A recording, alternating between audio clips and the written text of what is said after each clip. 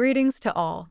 I am Sophia, an ordinary literature teacher, navigating a life that I once believed would be tranquil and uncomplicated.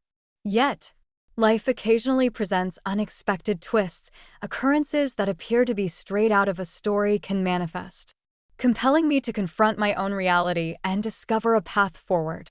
I wish to share my personal journey, not in search of pity or pain, but as a message, a reminder that I hope will guide someone away from the wounds I have endured.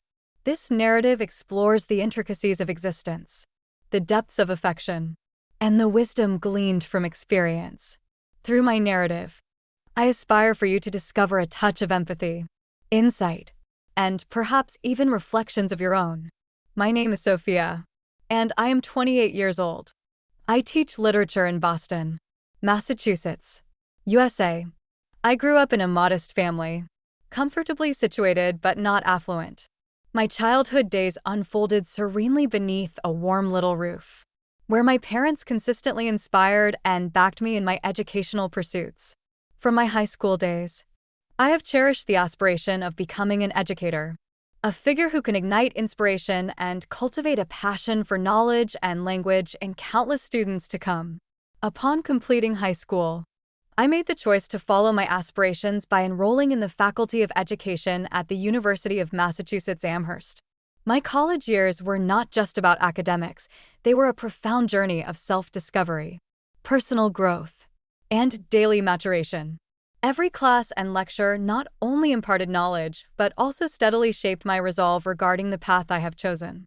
Envisioning myself on the podium, with students hanging on my every word, fueled my determination to push through the challenges of my university years. In early 2014, after receiving my diploma, I embarked on my teaching journey with a sense of pride and a deep desire to share valuable lessons that would enrich my students' understanding of literature. I received an acceptance to work at Liberty High School, an institution I have long held in high regard. Each step into the school, each line of trees, and every classroom evokes a sense of wonder, filling my heart with the innocent hope of a promising future. This marks my inaugural moment standing before a classroom, embracing the role of a guide and a leader. The inquisitive and enthusiastic gazes of the students heighten my sense of duty. Liberty High School serves as both my professional environment and a cherished second home. With each passing day, I deepen my understanding of my colleagues and discover ways to tailor each lesson to meet the needs of the students. I aspire for every literature lesson to transcend mere instruction, becoming a moment where students discover joy and empathy in every word, gain deeper insights into the world around them, and explore their own inner selves. This role presents its challenges, yet I have never looked back with regret. Each day, in every class, I experience profound joy, witnessing the progress of my students and feeling my own passion for teaching flourish within me. At 28, I tied the knot with Ethan, a man I consider myself fortunate to have by my side. He is employed in the accounting sector at a major supermarket in the city and is 3 years my senior. Ethan embodies maturity, demonstrating a strong commitment to his work, and he possesses a deep affection and warmth for his family. Our paths crossed through a mutual friend, and from that very first encounter, I found myself drawn to his warm smile and kind eyes. He is not just a life partner, he is also a constant source of encouragement and support in my teaching career, a profession he truly understands and appreciates my passion for. Though our married life may not resemble an ideal image of success, it is rich with laughter and filled with warm, serene moments. Located on a tranquil street, our cozy home is conveniently close to the bustling city center, facilitating my commute to work and offering a peaceful haven to unwind after a long day. Each evening, once the workday concludes, we come together, prepare a meal, and exchange little anecdotes from our day. In those quiet evenings spent with Ethan, bathed in the warm glow of the small kitchen, I truly grasped the essence of happiness. Nonetheless, driven by a desire to assist and enhance the family finances, I made the choice to tutor a group of 5 affluent students in the city during the evenings. The children are undeniably bright, Yet they possess a certain hyperactivity that makes tutoring them not just a means to supplement my income, but also a stimulating challenge that pushes me to enhance my teaching abilities. Throughout the day, I continue my routine at Liberty High School as I always do. Once I finish teaching at Liberty High School, I will take advantage of the opportunity to head home for dinner with Ethan before heading over to the student's house for tutoring. In the evening, I typically wrap up class by 9 o'clock, occasionally extending to 10 o'clock if additional lessons are required. Each evening, as I make my way back home through the stillness of the streets, a sense of fatigue washes over me. Yet I also feel a deep sense of pride in my ability to contribute to my family and our shared life. Every night, Ethan patiently anticipates my return, fully aware that I will inevitably arrive late. His patience and care for me consistently fill me with warmth and bolster my confidence in the simple life I have embraced. To me, it was a straightforward yet satisfying life as a spouse. Every day unfolded with unforgettable experiences and principles that transcended monetary value. On that afternoon of September 23rd, much like any other, I wrapped up my teaching duties at school and made my way to the homes of my students. As was my routine, the room exuded a warm glow, enveloped in silence and tranquility, with neatly organized stacks of books adorning the table. I stepped inside. The students welcomed me as they always do, with pure smiles and the wide-eyed innocence characteristic of their age. I set my bag aside and began the lesson. Life continued in its familiar rhythm. I delivered my lecture, and the students absorbed the information, occasionally posing questions for further understanding.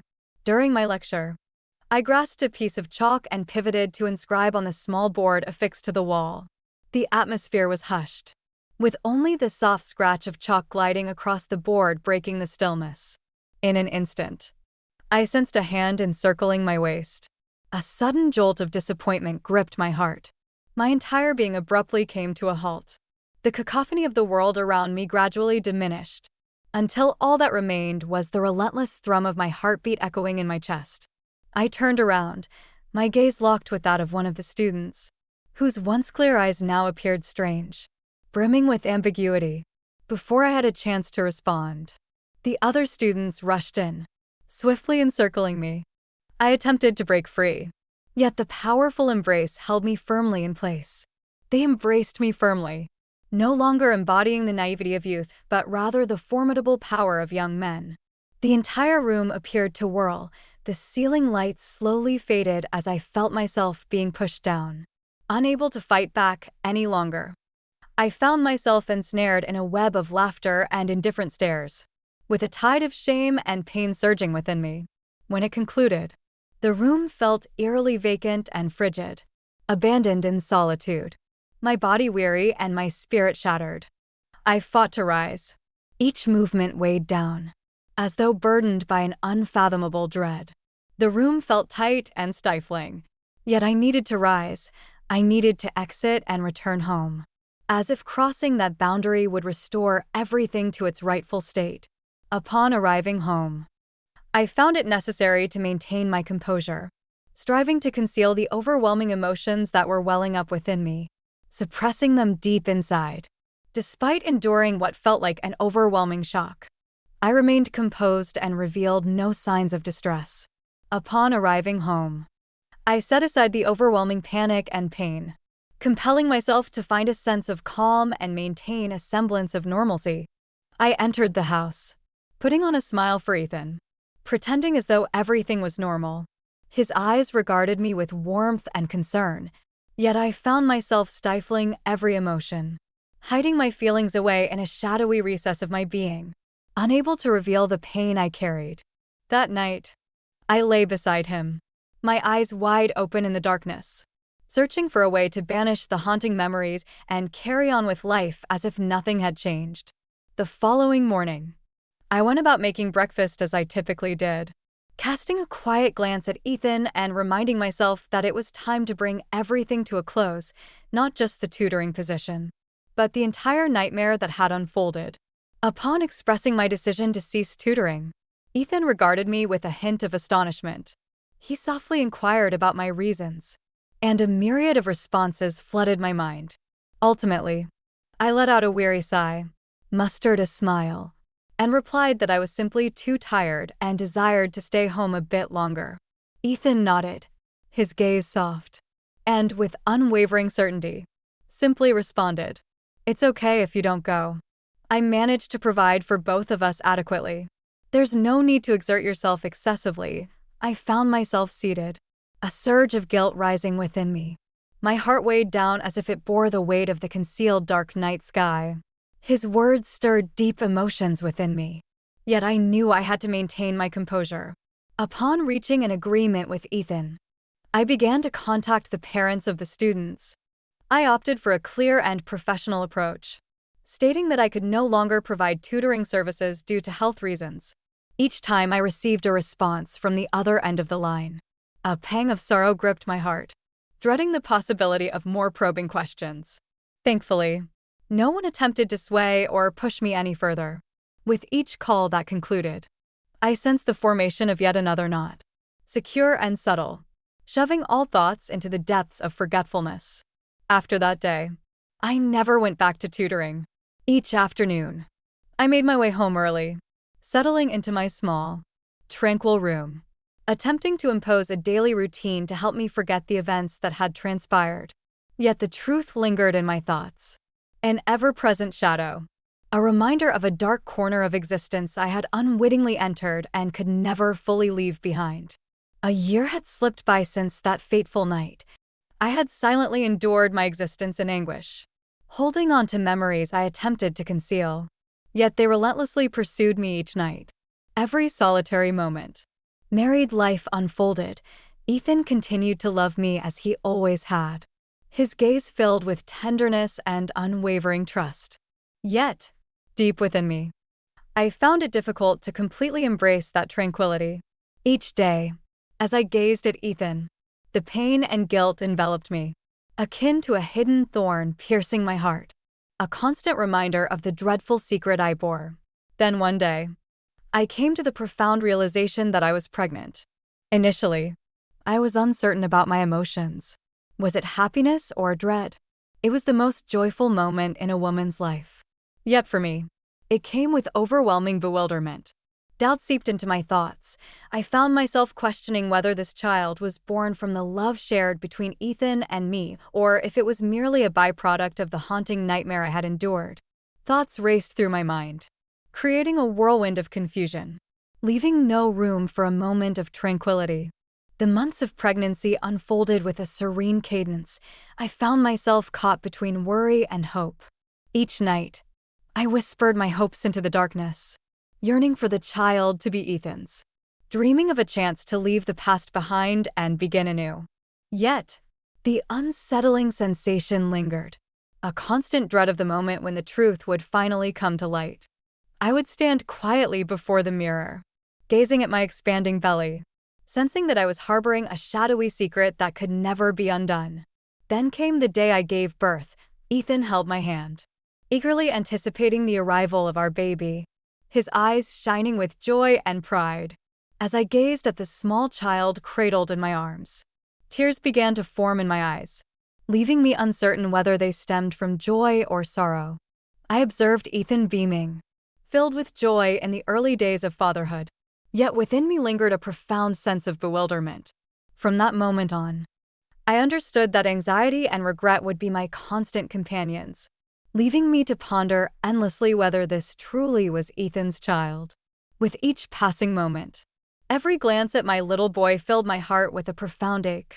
His pure facial expressions and his bright laughter consistently caused me to pause. I cherished him completely, nurturing him gradually. Yet beneath it all, that anxiety lingered, a shadowy presence in my heart. There were moments when Ethan embraced me and my child, his eyes radiant with joy, while I found solace in his hold, quietly concealing my sorrowful tears. I always held back from revealing the truth, too afraid to confront the chance of shattering my family's joy. Only I was aware, and only I persevered. I've come to understand that at times, remaining silent is the cost of safeguarding what is dear to me. Regret lingers within me, yet I am determined to hold on to Ethan's love. I wish to preserve my son's joy. In my narrative, I aim to convey the importance of exercising caution and maintaining clear boundaries in the workplace. Avoid placing yourself in perilous circumstances that could lead to irreversible harm and consequences. Mistakes can linger, casting shadows that follow you relentlessly. The repercussions often extend beyond yourself, reaching into the lives of those you hold dear. My narrative serves as a significant reminder of the necessity of exercising caution and maintaining boundaries within the workplace. I once held a strong belief in the importance of my work and in the potential of the students I engage with and guide each day. Yet, in a fleeting moment of negligence, that trust shattered, leaving me with a painful experience that I find difficult to share with anyone. I opted for silence, hesitant to confront the reality of what had transpired, fearing that my existence would be irrevocably altered. Since that time, I have carried a persistent weight on my mind.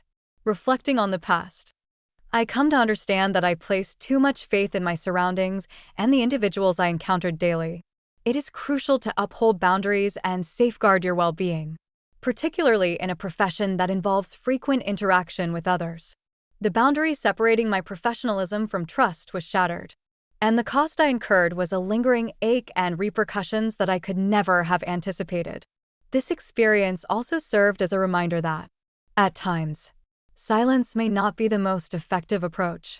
In confronting profound suffering, it is often essential to seek out support. Had I reached out to family, friends, or even counselors during that time, I might not have endured my struggles in solitude. Maybe I could have discovered a path to conquer the obsession and slowly heal my mind.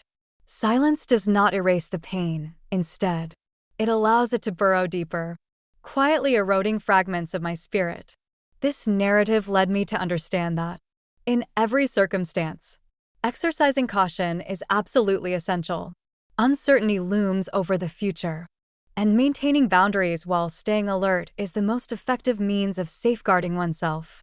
Most importantly, I've discovered the value of seeking assistance without hesitation. Some traumatic experiences are too heavy to bear in solitude if we simply allow ourselves to be vulnerable and share. We can find solace together. Someone will always be there, ready to listen and share.